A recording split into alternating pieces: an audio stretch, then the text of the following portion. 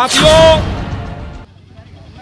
सबसे पहले भाकपा माले के राष्ट्रीय महासचिव कॉमरेड दीपंकर भट्टाचार्य बाबा साहब डॉक्टर भीमराव अंबेडकर की मूर्ति पर माल्यार्पण करेंगे।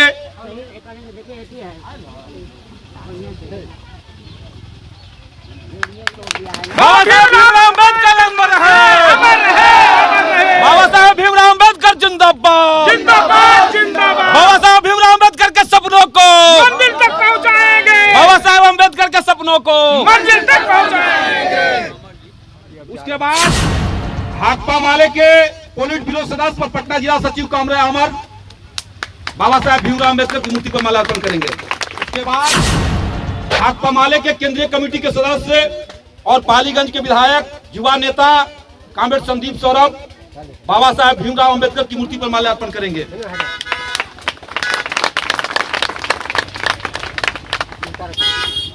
उसके बाद भाकपा माले के केंद्रीय कमेटी के सदस्य और फुलवारी शरीफ के विधायक कॉमरेड गोपाल रविदास बाबा साहब भीमराव अंबेडकर की मूर्ति पर माल्यार्पण करेंगे।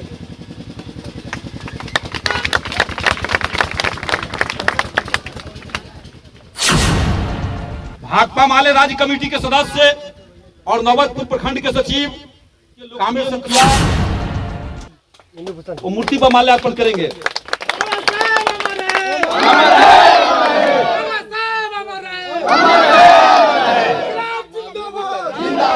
नहीं सहेंगे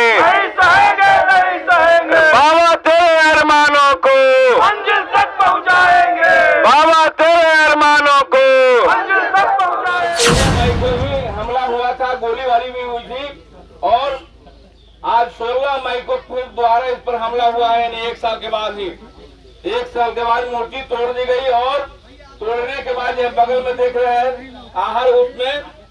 आहार में ढकेल दिया गया तोड़ ताड़ के। और सबसे बड़ी बात है कि आप देख रहे हैं तो जोरदार तरीके से कहा जा रहा है कि हिंदू राष्ट्र बनाएंगे। एक तरफ हिंदू राष्ट्र बनाने वाले को वो जमवाड़ा लगा हुआ है और दूसरी तरफ उसी दिन जो देश को आधुनिक भारत देने का काम किए हैं, देश को संविधान दिए हैं, जो सद्भावना और बंधुत्व की बात करने वाले बाबा साहेब जो तमाम दुनिया के देशों का निचोड़ भारत का संविधान दिए हैं। इस संविधान से करोड़ों लोगों की जुबान मिली है, करोड़ों लोगों की आजादी मिली है और उन्हीं के बल पर आज पूरा संविधान चल रहा है। उस संविधान निर्माता बाबा साहब के मूर्ति को तोड़ने का काम किया है। हम आपके बीच में राष्ट्रीय महासचिव आए हैं। हम चाहेंगे कि आप लोगों से बातचीत करें। कॉमरेड दीपंकर भट्टाचार्य को लाल सलाम। कॉमरेड बाबा साहब अमर रहे। कॉमरेड बाबा साहब अमर रहे। बाबा तेरे अरमानों को तक पहुंचाएंगे। कॉमरेड दीपंकर जी। साथियों,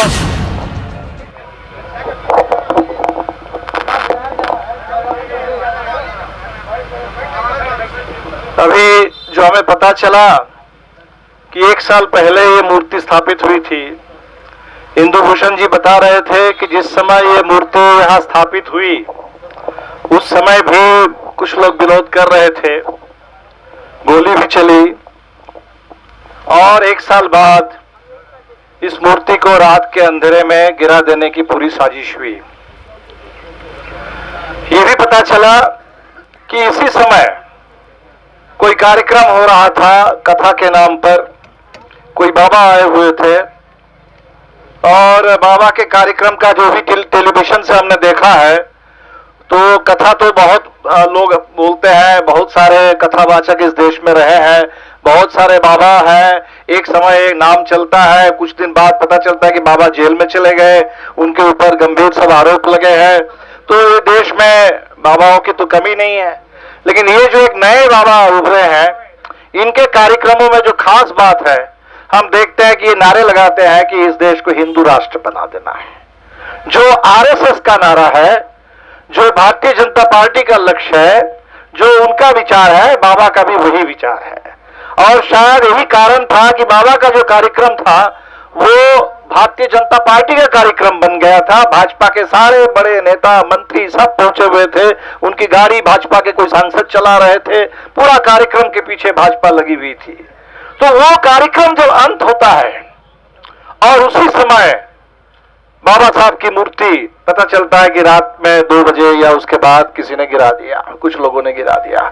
तो क्या ये महज संयोग है कि एक तरफ ये कार्यक्रम हो रहा है, उस कार्यक्रम में हिंदू राष्ट्र के नारे लग रहे हैं और उसी दौर में उसी समय बाबा साहब की मूर्ति यहाँ गिरा दी गई है?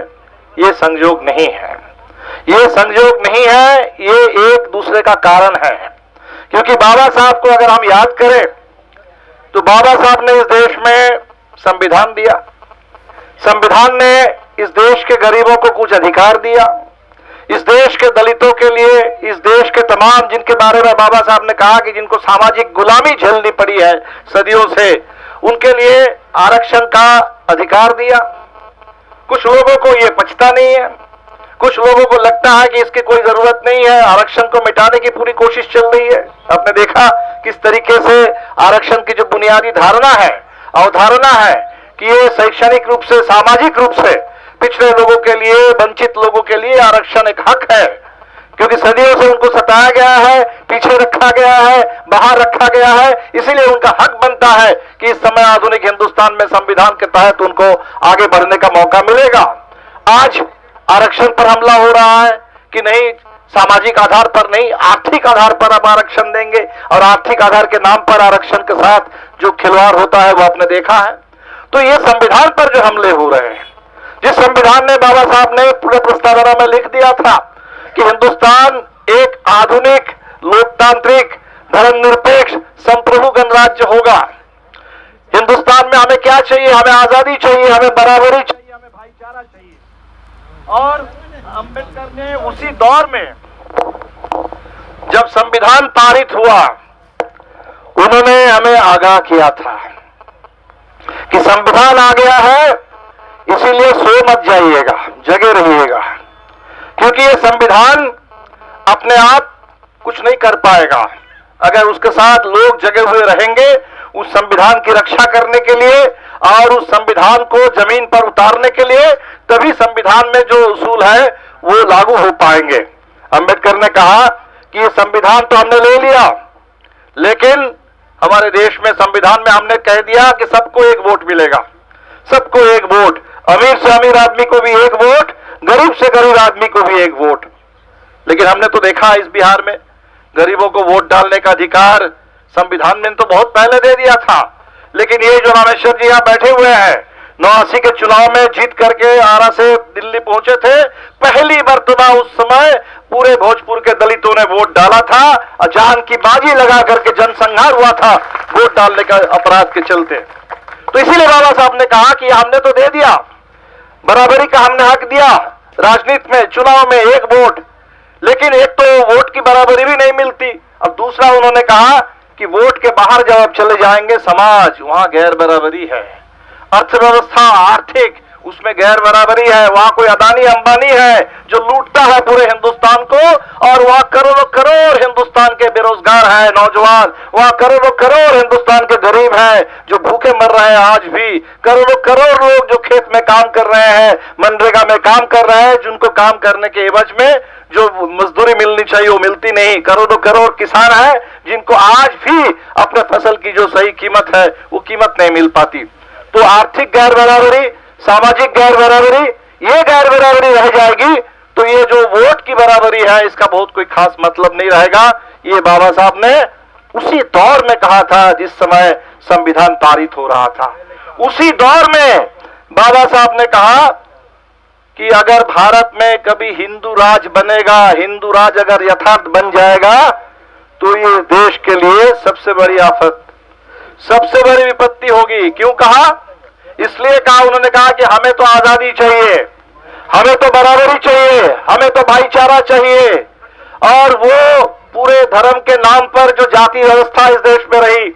अभी कल हम कर्नाटका में थे, नई सरकार ने शपथ ली, सिद्धरमैया अभी कांग्रेस के मुख्यमंत्री वहां बने हैं, वो कह रहे थे कि बताइए इन लोगों ने जाति व्यवस्था बनाई, और आकर के हमसे पूछते हैं कि भाई आरक्षण क्यों चाहिए, आरक्षण क्यों है। जाति व्यवस्था बनाने वाले जो लोग हैं, हिंदुस्तान को इस जाति व्यवस्था थोप करके लोगों को कैद करने, लोगों को गुलाम बनाने की साजिश जिन लोगों ने की, आज वो आरक्षण पर सवाल उठाते हैं कि आरक्षण की जरूरत नहीं आ रही है। आरक्षण के नाम पर कहते हैं कि आरक्षण के नाम पर आप जाति बना रहे हैं। जाति आप बना करके, लोगों को बांट करके, लोगों को दबा करके, लोगों के सारे अधिकार को हनन करके आपने हिंदुस्तान को गुलाम बनाने की कोशिश की। और आज हम आरक्षण के जरिए कम से कम ये कोशिश कर रहे हैं कि इतना जो सदियों से अन्याय हुआ था उसका कम से कम कुछ उसका तो मुकाबला हो। तो आज आप देखेंगे कि अंबेडकर के विचारों पर हमले हो रहे हैं, अंबेडकर के संविधान पर हमले हो रहे हैं, और इसीलिए शायद संविधान बनाने वाले बाबा साहब अंबेडकर, जिनको भारत ने भारत रत्न दे रखा है, कहने के लिए मोदी जी भी अंबेडकर का खूब नाम लेते हैं, सारे लोग आकर के माला डालते हैं, लेकिन उनके विचारों से, उनके द्वारा बनाए हुए संविधान से, उनके द्वारा बनाए हुए दिए गए आरक्षण के अधिकार से कुछ लोगों को बहुत जबरदस्त नफरत है। जो उनके द्वारा बताया गया संविधान में धर्मनिरपेक्ष हिंदुस्तान, जहां आजादी, बराबरी, भाईचारा रहेगा और सबके बीच में सामाजिक आर्थिक बराबरी हासिल करने के लिए हम आगे बढ़ेंगे, इस बराबरी की अवधारणा से, इस भाईचारे की अवधारणा से, इस आजादी की अवधारणा से कुछ लोगों में बहुत एक तरह से दहशत है, आतंक है, नफरत है। और ऐसे ही लोग हैं जो आज हिंदू राष्ट्र के नारे लगा रहे हैं और बाबा साहब की मूर्ति पर हमले कर रहे हैं। इसीलिए साथियों, हम आपसे यही कहेंगे कि इसको एक छोटी घटना के रूप में हम ना लें कि रात के अंधेरे में हुआ है, रात के अंधेरे में हुई वाली घटना को अगर हम छोड़ दें तो कल दिन के उजाले में भी आकर के काम ये लोग करेंगे। ये वही लोग हैं जिन लोगों ने सुप्रीम कोर्ट की धज्जियां उड़ाते हुए बाबरी मस्जिद को पूरे दिन दहाड़े जिन लोगों ने गिराने का काम किया है, जो दिन दहाड़े इस समय पूरे हिंदुस्तान में जहां भी जो मर्जी वो कर रहे हैं, कहां भी कहीं भी कोई न्याय नहीं है, कहीं भी न्याय नहीं है। हम दिल्ली में अभी दो दिन पहले तक, पिछले 1 महीने से हिंदुस्तान की पहलवान बेटियां वो बैठी हुई हैं, हरियाणा की बेटियां हैं जो ओलंपिक में जाकर के गोल्ड मेडल लेकर के आती हैं, वो बैठी हुई है कि भाई यहाँ ब्रिजभूषण शरण सिंह एक सांसद है भारतीय जनता पार्टी के, बाहुबली सांसद है गोंडा से यूपी में, और उनके ऊपर गंभीर आरोप है, यौन उत्पीड़न करने वाले, महिलाओं को, लड़कियों को छेड़छाड़ करने वाले आरोप है, और वो बने हुए हैं, उनके ऊपर केस बन गए हैं, FIR हुआ है, लेकिन वो जेल में नहीं जा रहे हैं, गिरफ्तारी नहीं हो रही है, उनसे कोई पूछताछ तक नहीं हो रहा है, और वो लड़कियां बैठी हुई है 1 महीने से। तो यहाँ देश में अभी कहीं कोई न्याय नहीं है। जो भी न्याय मांग रहे हैं ये सरकार समझ रही है कि बस दबा दो, सबको दबा दो इस समय। तो बाबा साहब अम्बेडकर की मूर्ति, ये प्रतिमा तो हमें ये कहती है, ये जो हाथ में संविधान रखा हुआ है, संविधान ये कहता है, ये नहीं कहता कि सब मिल गया बस सो जाओ, ये कहता है कि जगे रहो, जगे रहो। बाबा साहब ने नारा दिया शिक्षित बनो, बाबा साहब ने नारा दिया संगठित हो, संघर्ष करो। तो शिक्षित बनने का हमारा हक है, और शिक्षा नीति क्या आ रही है, शिक्षा का निजीकरण होगा, महंगी शिक्षा मिलेगी, कहीं उच्च शिक्षा में गरीब के बच्चों के लिए कोई जगह नहीं होगी, शिक्षा भी एक कारोबार चलेगा, धंधा चलेगा, पैसे वाले डिग्री खरीद लेंगे, पैसे वाले पूरे हिंदुस्तान के तमाम विश्वविद्यालयों पर कब्जा कर लेंगे, और क्या आपको पढ़ाया जाएगा क्या नहीं पढ़ाया जाएगा, पूरे झूठ का पुलिंदा। आज पूरा इतिहास बदल दिया गया, विज्ञान का कोर्स बदल दिया जा रहा है ताकि हिंदुस्तान पीछे चले जाए। तो हर लिहाज से बाबा साहब ने एक आधुनिक हिंदुस्तान की कल्पना की, जिसके लिए उन्होंने शिक्षा पर जोर डाला, उन्होंने पूरे हिंदुस्तान के अंदर आजादी बराबरी पर जोर डाला। आज उस हिंदुस्तान को बर्बाद करने की कोशिश हो रही है, और इसीलिए हम तो कहेंगे इस पूरे पंचायत के लोगों से, पटना के लोगों से, बिहार के लोगों से, ये जो लोग कुछ ख्वाब देख रहे हैं कि हिंदू राष्ट्र की शुरुआत बिहार से होगी, ये जो ख्वाब देख रहे हैं वो डरे हुए हैं, उनके हाथ से कर्नाटका निकल गया। वो सोच रहे हैं कि भाई बिहार में भी सरकार अब हमारे हाथ में नहीं है, इस बार के चुनाव में शायद यहां नहीं चलने वाला है, तो बहुत परेशान है, और इसीलिए बिहार में उन्माद पैदा करना चाहते हैं। और उनके पास और कोई मुद्दा नहीं है, कोई मुद्दा नहीं है। आपने देखा होगा कर्नाटका का चुनाव, कर्नाटका के चुनाव में नरेंद्र मोदी के पास ना तो रोजगार का मुद्दा था, ना कोई विकास की बात थी, वह कोई महंगाई कम करने का कोई रास्ता नहीं था। नोटबंदी इन्होंने किया था काला धन रोकने के नाम पर, भ्रष्टाचार रोकने के नाम पर। कल आपको पता चल गया होगा कि 500 और 1000 का नोट बंद करके जो 2000 का नोट उन्होंने थोपा था, अब कह रहे हैं कि 2000 का नोट हम बंद कर देंगे, तो 2000 का नोट बंद हो रहा है। तो इनके सारी आर्थिक नीति फेल, कहीं कुछ नहीं है इनके पास देने के लिए। तब जाकर के चुनाव में वोट मांग रहे थे बजरंगबली के नाम पर, बजरंगबली के नाम पर वोट मांग रहे थे, और बिहार में आए हैं हिंदू राष्ट्र के नाम पर वोट मांगने के लिए, उन्माद पैदा करने के लिए। तो आज ये बता देना जरूरी है कि बिहार वो प्रदेश है, वो इलाका है जहां बुद्ध के जमाने से लोगों ने लड़ा है, कदम कदम पर लड़ा है, हर तरह के अन्याय के खिलाफ लड़ा है, उत्पीड़न के खिलाफ लड़ा है। अंग्रेजों के राज के दौर में 1857 में हिंदू मुस्लिम मिल करके, यहाँ पीर अली और हमारे कुंवर सिंह मिल करके लड़ते हैं। बिहार वो बिहार है जहां आजादी के लिए लड़ करके लोगों ने आजादी हासिल की, और इसीलिए आजादी के दुश्मन ये जो आज हिंदू राष्ट्र बनाना चाहते हैं, समाज में हमें फिर से गुलाम बनाना चाहते हैं, इस गुलामी के खिलाफ भी बिहार लड़ेगा। और बिहार जब लड़ता है तो बिहार की लड़ाई की आवाज पूरे देश में गूंजती है, और इसीलिए हिंदू राष्ट्र बनने की शुरुआत नहीं होगी। ये हिंदू राष्ट्र के नाम पर हिंदुस्तान को बर्बाद करने की जो सियासत चल रही है, उस सियासत को मिटाने की शुरुआत बिहार से होगी। बिहार उस सियासत को मिटा देगा। तो ये जो पंचायत है, इस पंचायत में हम देख रहे थे, क्या नाम है, सरासत। बताइए, सरासत में आकर के इन्होंने शरारत किया, और इस सरासत में आकर के कौन सी सियासत हो रही है इसको समझ लीजिए। ये एक सियासी मुहिम है, अंबेडकर की मूर्ति तोड़ना, ये सियासी मुहिम है आकर के हिंदू राष्ट्र के नारे लगाना। और इसीलिए ये सरासत वासियों को ये सियासत के बारे में सोचना होगा, और इस सियासत के खिलाफ और इस शरारत के खिलाफ बिल्कुल एकमुश्त होकर के, एकजुट होकर के, तैनात रह करके इसका जवाब देना होगा आने वाले दिन में। और तभी हम समझते हैं कि बाबा साहब के विचारों को हम लोग बढ़ा पाएंगे। हम ये कहने के लिए आए हैं कि जो लोग ये सोच रहे हैं कि बाबा साहब किसी मूर्ति का नाम है, दो चार मूर्ति गिरा दो तो बाबा साहब का विचार खत्म हो जाएगा। बाबा साहब किसी मूर्ति का नाम नहीं है। जो लोग ये सोचते थे कि भगत सिंह किसी नौजवान का नाम है, उसको फांसी में चढ़ा दो, भगत सिंह खत्म हो जाएगा। हिंदुस्तान ने देखा है कि बाबा साहब और भगत सिंह के विचार, ये विचारों का नाम है, और इस विचार पर चलने वाले इस देश में करोड़ों करोड़ नौजवान हैं, और इस विचार को आप मूर्ति तोड़ करके किसी नौजवान को फांसी पे लटका करके विचार को ध्वस्त नहीं कर सकते। ये विचार की लड़ाई है, ये लड़ाई आगे बढ़ेगी। और इसीलिए नौजवान साथियों से हम कहेंगे, यहाँ के तमाम लोगों से कहेंगे, बच्चों से कहेंगे कि इन विचारों को संभालना हमारा काम है, इन विचारों को समझना, इन विचारों को जानना, और इन विचारों को व्यवहार में तब्दील करना, उनके उसूल पर, बाबा साहब के बताए हुए रास्ते पर, भगत सिंह के रास्ते पर चलना, हिंदुस्तान को ले चलना, ये हमारा काम है।